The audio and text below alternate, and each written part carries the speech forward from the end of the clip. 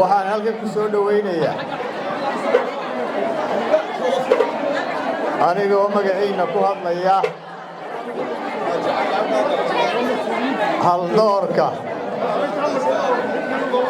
siyaasiyiinta iyo aqoonyahanka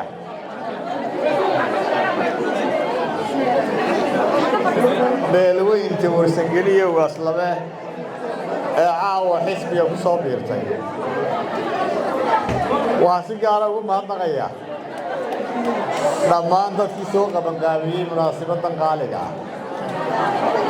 waxaan ka xusayaa jamaal iyo baar iyo intii kale la qabatay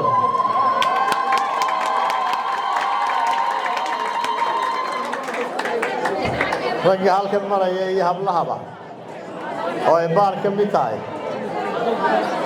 waa dad haldoora oo la wada garanayo magacyadooda xildhibaan cali barre 12 sanaan ku heshiinay baarlamaanka waxaan kaloo mahadnaqayaa siciid maxamed buraale aan uga mahadnaqayo deeqdii uu xisbiga ugu tabarucay ee ahaa inuu guriga siiyey beeshani waa beel weyn oo xadaarad weyn leh waxaana astaan u ah inay noo keeneen furihii guusha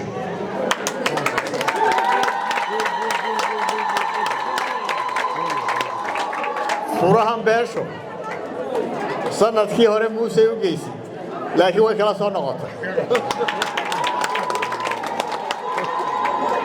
waxay u keentay waddani iyo musharaxa madaxweynaha waana guushii waana furihii guusha waan uga mahadnaqaynaa beesha waxaa halkan calaamad u ah in beeshi caawa howlkani ku yaraaday aad baan uga xunnahay inuu qaadi waayey aad baan uga xunnahay inay dibadda taagan yihiin aad baan uga xunnahay taasi waxay muujinaysaa si niyada oo dhaba inay xisbigii maanta u taageereen uguna soo biireen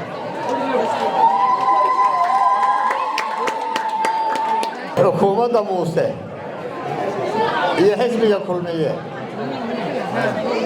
waxay yidhaahdeen warsangeli uma baahnin laakiin annagu waxaan leenahay warsangeli somaliland baa u baahan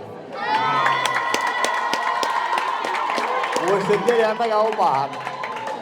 warsangeli waddani baa u baahan waa qayb ka mida somaliland oo somaliland silaba uga marnay jawaabtiina waa bixiseen waa tidhahdeen muuse ma rabo inaanu sii joogno laakiin ka tegi mayno waa dalkayagii iyo dadkayagii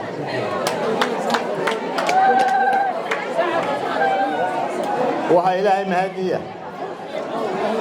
in somaliland maanta isu kaashatay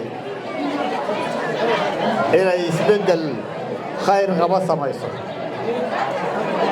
isbeddelkaasi wuxuu ku imanayaa innagoo dhammaanteen gacmaha wada haysana waxay kaga duwan tahay xafladahani xafladihii aanu maalmahan dhigaynay waxay muujinaysaa inaanay beesha dhexe quri lahayn somaliland waxay muujinaysaa in somaliland la wada leeyahay ay dadku doonayaan weli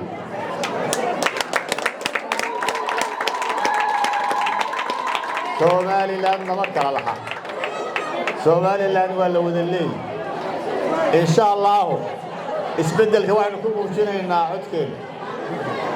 shacbigana waxaan u sheegaynaa fartiinna eegi maysaan mar dambe